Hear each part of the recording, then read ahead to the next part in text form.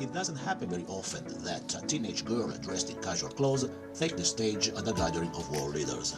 Even less common is to see the same teenage girl slamming world leaders for what she says is their inaction on climate change. And yet, to quote Greta Thunberg, we haven't seen anything yet, anticipating more pressure on governments from her generation, which is determined to avert a climate apocalypse. A couple of months before Greta took the stage at Davos, former President of the United States Barack Obama took the stage at Greenbuild, a show that Greta would have enjoyed too. Greenbuild, in fact, every year brings together leading architects and manufacturers from across the world that focus on sustainability in architecture. Some of the topics discussed at the show included design, materials, energy and development spaces that aren't detrimental to the surrounding ecosystem and at the same time improve the well-being of communities. ExpovistaTv was at the show and we stood in the long line of attendees that came to listen to the former president. We didn't get very close to the stage. In fact, we forgot that for keynotes of this caliber, you must show up at least 1 hour earlier to get close to the action. Except for the occasional background noise, however, the audio was good enough to listen to the conversation between the former president and Mahesh Ramanujan, president and CEO of the US Green Building Council, the show organizer. Obama shared some of his views and experience about the environment, the relationship between climate change and economic inequality, leadership, and then he gave his views and the big picture about the Greta phenomenon. Doesn't understand how it is that adults could not be taking this seriously. She's self-described. She has autism, and as a consequence, as she describes it, it makes her very focused and very literal. So she reads these facts and she says, "I don't get it. You're sending us to school. We're acting like nothing's happening. Why aren't you all in emergency mode?"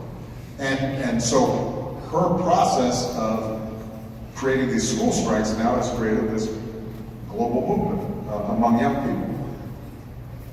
That brings attention to a problem in a way that no UN paper can, no story in the New York Times can. It's visceral, it's visual. Those young people, by the way, also change the minds of their parents in powerful ways. And so that kind of grassroots movement, particularly among young people, is something that is always going to be the key driver of change. And that's part of the reason why the Obama Foundation, our focus, the Presidential Center we're building, and the foundation programming is all geared around how do we train the next generation of leaders? How do we take young leaders from inner city Chicago to